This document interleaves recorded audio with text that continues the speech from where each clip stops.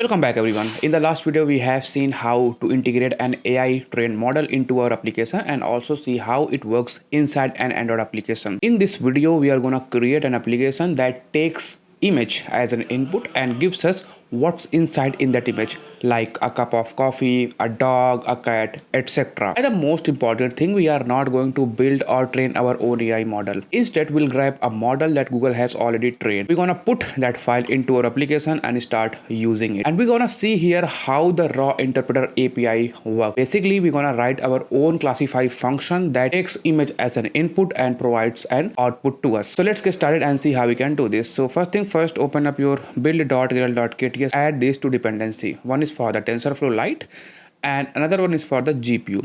Remember, we have already discussed this thing, like if we want to delegate the task, the AI task to GPU and an API, we can do it very easily, because right now we are doing everything manually. We are not using something which is coming from any model or any library. So that's the reason why I need to put this dependency in here. That's the two things we need. And yes, we are done. Now it's time to create our class, and the class name is image classifier helper. And we have here few things, but before that let me create here a data class naming recognition. So this is the output type, and we have here a label, basically the user readable string, and we have the score. Type is float. In our class image classifier helper, I am going to add a few things in our constructor. So first one is the threshold, float 0.5 f. Next we have the context, because we want to access few things from our assets. And one more thing, let me show you the model and the label. So here in the assets, I have already downloaded this model. Model name is mobile net v1 TensorFlow Lite, and correspondingly we have the labels. When we put the image inside our model, we get some output, and this output in a form of number. We'll take that number and match this number with our label. Label contains the user readable strings like cat, dog, whatever. So this is score, we're gonna map with our label, and ultimately we have the user readable string. So that's the reason why we need here labels too. So we have two things, the model and the label, and you can get this two file from our GitHub repository link. Link is in the description box. We have here the current delegate. Integer initial value is 0. Like, user can decide if he want to perform the task on the GPU or CPU or an API. They have the complete control. If he pass 0, I'm assuming that he want to perform a task using our CPU. If he pass 1, we're gonna use GPU. If he pass 2, we're gonna use an API. Number threads, integer, and I'm gonna use here 3. Like, how many threads you want to use in order to perform our task. Next we have here maximum results, and I'm gonna use here maximum result 3. And lastly we have the listener, and I'm gonna call it image classifier listener. So we're gonna use this listener to emit the information to our calling location. Let's create this thing. So I'm gonna create this interface within my image classifier helper. Image classifier listener, we have on error. If any error occurs, we wanna simply pass that. If we receive the results, we simply use this function on result and pass it. So list of type recognition, and also we have inference time. Type is long. This is my listener. So now we have our constructor member variables over here, like threshold, context, delegate, num threads, max result, and listener. And this is my interface image classifier listener. Now we're gonna start working within our class. So first thing first, I'm gonna create here an interpreter. As you already know, interpreter is an engine that will perform the task. So interpreter type is interpreter, initial value is null. Next we have the labels. List of type string, initial value is null. Next we have GPU delegate. Type is GPU delegate, initial value is null. Similarly, we have NNAPI delegate. Type is NNAPI delegate. Value is null. So these are the things we need, along with the few more information like input size. Initial value is 0. We have num classes. Value is 0. I'm gonna explain what is this and why do we need it. For the time being, just let it be. And also we have here two things, like we have image mean, which is 127.5, and we have image standard, which is the same 127.5. And I'm gonna explain why I'm using all these things. What is a use case of these things? I'm gonna explain you when we reach over there. Alright, so first function I'm gonna create here, setup initializer. First I'm gonna create here an options, which is coming from interpreter options, and we have in this num thread. Use our member variable num threads over here. And next we're gonna use the current delegate. Let's say user pass 0, we're gonna use CPU. If user pass 1, we'll use GPU. If user passes 2, we'll use the NNAPI. So for that, at the bottom I'm gonna create here a companion object that has few const val. First we have the delegate for the CPU, which is 0. Then we have delegate for GPU 1. We have delegate NNAPI, value is 2. Now I'm gonna use here these things, like if its value is 0, that means it represents delegate CPU. Just leave it because by default it uses CPU. Next we have GPU. So if it is a case of GPU, first I'm gonna check the compatibility. So compatibility list is delegate support on this device. If it is true, I'm gonna use my GPU delegate and use here a GPU delegate. I want to add this GPU delegate on my options. So options add delegate, simply pass it. Otherwise, I'm gonna use my listener and say on error, GPU is not available on this device. This is for the GPU. Now we will use here delegate NNAPI. So if it is a case of delegate NNAPI, we'll use NNAPI delegate variable, NNAPI delegate.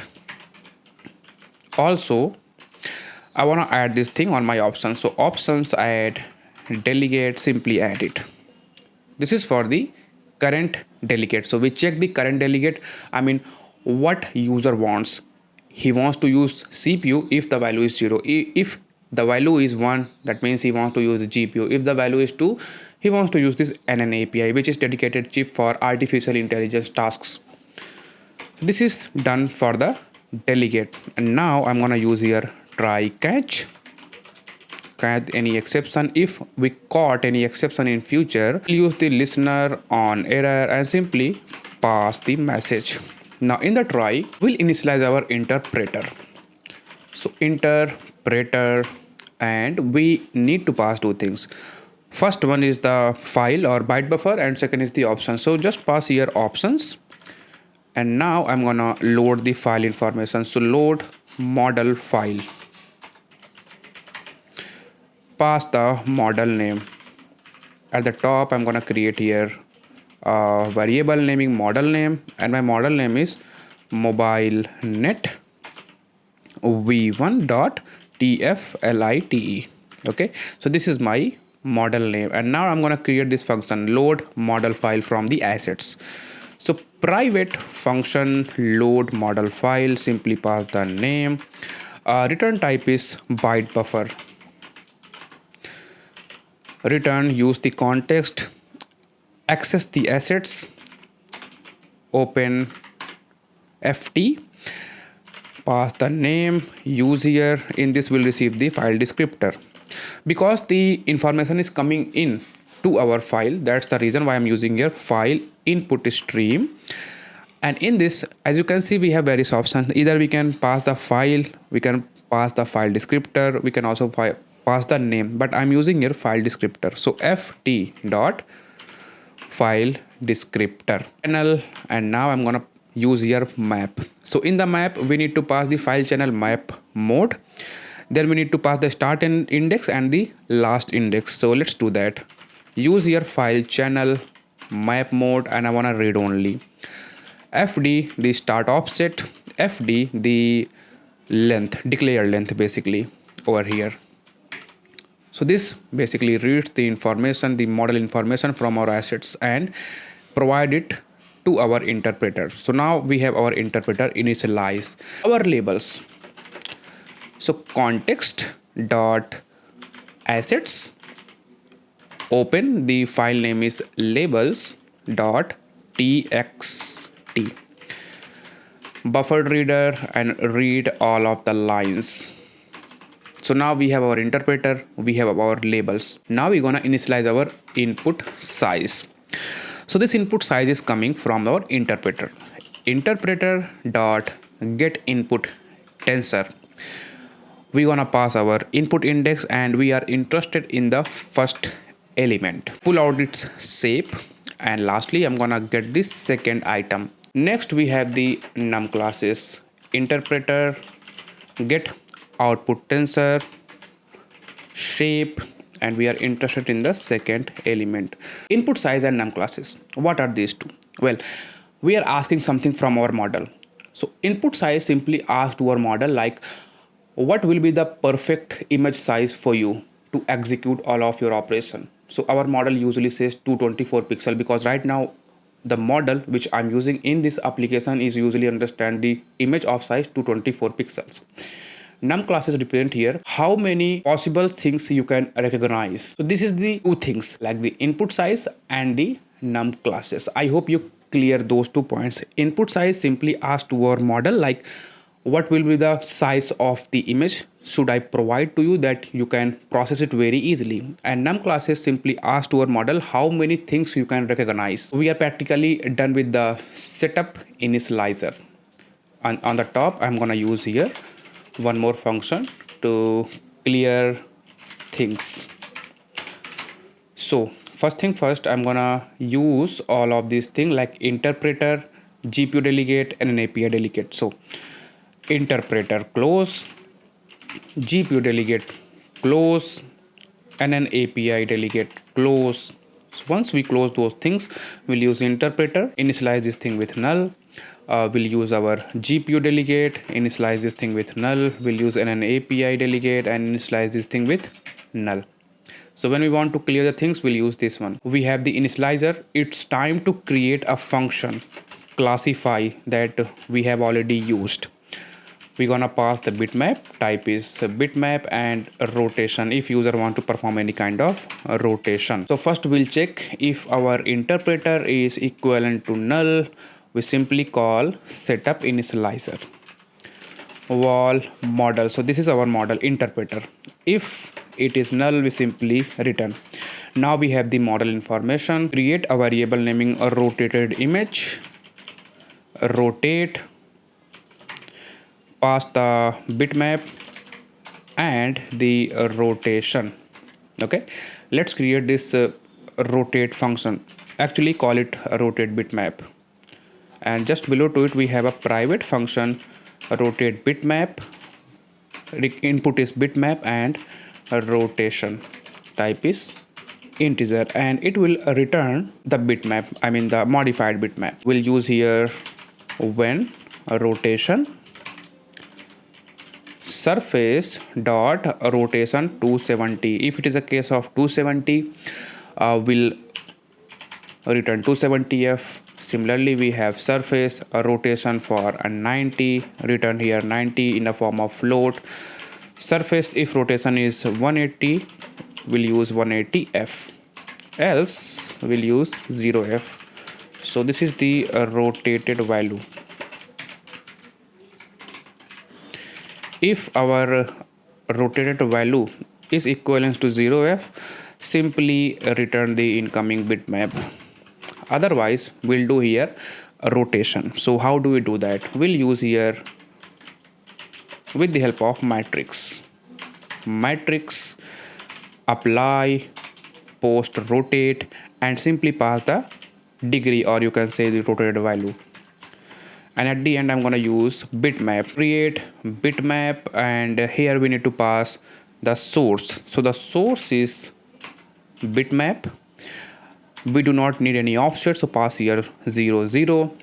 Next we need to pass the width and height. So width is coming from the bitmap width, bitmap height. Simply pass the matrix, I mean how many degree you want to rotate. That information is coming from the matrix. And lastly, if you want to use filter, then you can pass true, and I do want to use that, so that's the reason why I'm using it true. And that's it, simply return it. So this will do the rotation. Now we have the rotated image. Now we're gonna resize the image. As you already know, our model can understand an image that has the size 224 into 224. So now I'm gonna do that thing. So for that we'll use here bitmap, create scaled bitmap, simply pass the source, which is the rotated image. And next we need to pass the width and height. So width and height is already in the input size, so simply use this input size. And I want to use filters, use here true. So now we have the resized bitmap. And one more thing, our model can understand only the numbers, but right now we are having here a bitmap. So it's time to convert this image into a two-dimensional array of numbers, basically a 2D grid. We have an image, and now it's time to convert those image into a two-dimensional grid that has number in it, so that our model can understand it very well. So in order to do that, now we're gonna take certain steps. First, I'm gonna convert my resize image into byte array, and ultimately that byte array will be converted into a proper two-dimensional grid values. So let's do that. This will eventually become our input, and I'm gonna use here convert bitmap to byte array. This is the most important part that you should understand. So let's create this function, private function convert bitmap to byte array, and I'm gonna pass the bitmap. Return type is byte, and in this we have buffer. So byte buffer allocate direct. What will be the capacity? So we calculate like this, 1, because we are using here only one image. So this is the image count. Next, the input size, I mean the width and the height. And every image, every pixel contains 3 values: red value, green value, and blue value. So to represent that, I'm using here 3, and at the end we are using here 4 bytes. So use here 4. And the order is byte order, native order. Okay, so this is our buffer. In this buffer we're gonna store all of the information. And one more thing, how do we get this thing? Well, this thing is very important and very straightforward. As I told you, we want to store the information of a single image. That's the reason why I'm using here 1 into the input size, width and height of our image. We pass it in here. Next, the 3. Why 3? Because each pixel that we see in the Android contains the 4 different values in it. First one is the alpha, second one is the red value, third one is the green value, and lastly the blue value. So 4 different values a single pixel contains in it. And we'll use here 4 bytes for that. Okay, so this is how we calculate the size of our buffer. Now we have the buffer. It's time to pull the information from our pixels into 3 different values: a red value, green value, and blue value. Because our model cannot understand the pixel value, he can understand value which starts from -1 and end up to 1. So basically our model range is -1 to 1. Now we're gonna normalize this pixel value, red value, green value, blue value, into this range. So to normalize those value, we have already created few things on the top. If you remember the image mean and image standard, so these 2 value we're gonna use to normalize our pixel value into a value that our model can understand. So let's do that. Now we're gonna create here a value naming pixel int array. What will be the size? The size is input size into input size. Okay, so this is our pixels. This represent in a form of an integer array. I will use bitmap, pull out the pixels, simply pass the pixel so it is stored the information into our pixel. Next is offset, use here 0. Stride is input size and xy value is 0, and at the end we have the width and height. So width and height we already know, it's the input size. Okay, now our pixel has informations about this bitmap. It's time to create a loop. So I'm gonna iterate in my pixels one by one. As I already told you, in Android, a pixel contains 4 values in it, and a pixel range from 0 to 255. However, our model can understand values from -1 to 1. Now it's time to pull the red, green, blue values and normalize it within our model range. So let's do it. Now we're gonna use buffer, put float, pixel, shift the bits 16s on the left side, and alpha is oxff. Subtract this thing from our image mean and ultimately divide this whole thing with image standard. So this will give you the red color information. Similarly, we wanna use one more time for the green value. Pixel, shift this bit 8 on the left side, and alpha is 1. Subtract this thing with image mean and ultimately divide this whole information with the image standard. So this will give us the information about the green color. Similarly, we're gonna do one more time. Pixel, this time we do not need any kind of shifting. Alpha is 1.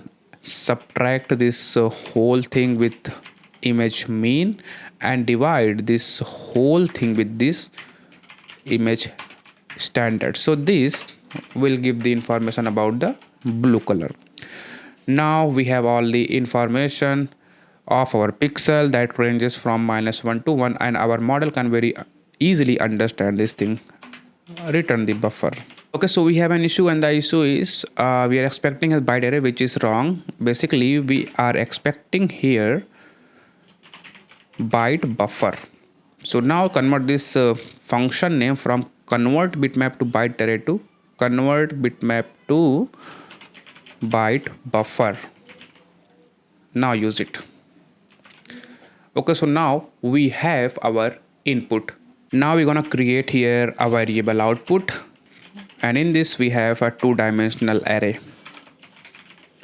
Float array num classes. Time to execute our model. Simply pass the input and the output. Now we have the results from our output. Get the first result, because first result is very unique and very nearest to the things which we wanted. Now we're gonna use your map index. This is the score, and I'm gonna convert this thing in a form of recognition. So in the recognition we have two things. We have label and we have a score. So for the label, I'm gonna use my label, get or else, pass the index. If it does not have that information, we'll use here hashtag dollar and simply pass the index. If it is null, we'll use here empty. In place of a score, simply use here a score. Do the filtering, because we have already passed the threshold. So it dot score is greater than or equal to our threshold. It simply return, and I'm gonna sort this thing by descending based on the score. Take the maximum results. Okay, and at the end I'm gonna use a listener on results. Simply pass our result and the inference time. Anyways, we did not create this inference time, so let's do it. So inference time is started for this pre-processing. So variable inference time system clock dot uptime millis. Scroll down and we are done with the things here. Use inference time system clock uptime millis minus the previous inference time. Simply pass it. and we are pretty much done with our image classifier helper. So this is the function that we're gonna use, and it will return us the result that we wanted. So let's use it. Now open up your main activity, and here I have already prepared the things what we need. So we have the bitmap, and this is the image. Let me just show you real quick. This is the image that I am going to use. Okay, in the main activity first, I need here instance of our image classifier helper. So let's do it. Image classifier helper. Remember image classifier helper, and just specify everything 0.5f. Context is context. Current delegate, let me just remove this thing. By default I'm gonna use CPU. Num thread is already 3, just remove it. Maximum result is 3, and the listener. So in the listener I'm using here an object, image classifier listener. We have on error and we have on results. Okay, so in order to hold this result and error, let's create here a state variable results. Remember mutable state of type is list of recognition, and initially empty list. So this holds our results. Use the result and simply update it with the help of list result value. For the error, we have already created a variable, so use here error. So there is a name collision here. I'm gonna rename it from error to errors, and now I'm going to use it. So if errors is not empty, then simply show up the text.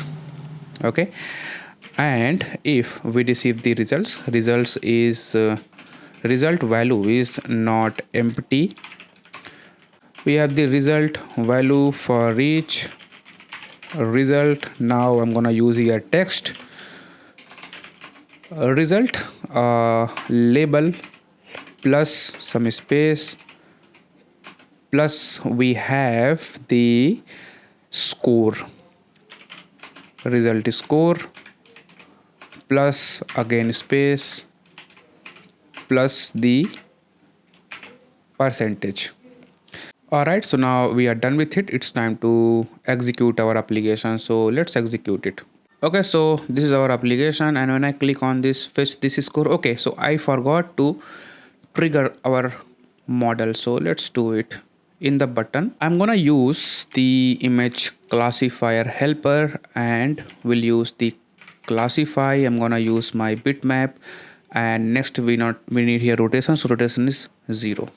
Okay, now I'm going to execute my application. Okay, click on this, app crashes. Let me check why it is happening. Alright guys, so I got the issue, and the issue is very silly. I used here a incorrect label name, labels. That's it. This is the issue. Now I'm going to execute my application one more time. Okay, so as soon as I click on this button, I'll receive the bug, which is right, and the score is 91%. So we have created an application that gives us the information about what's inside an image. Alright, so that's it for this video. I hope you like this video.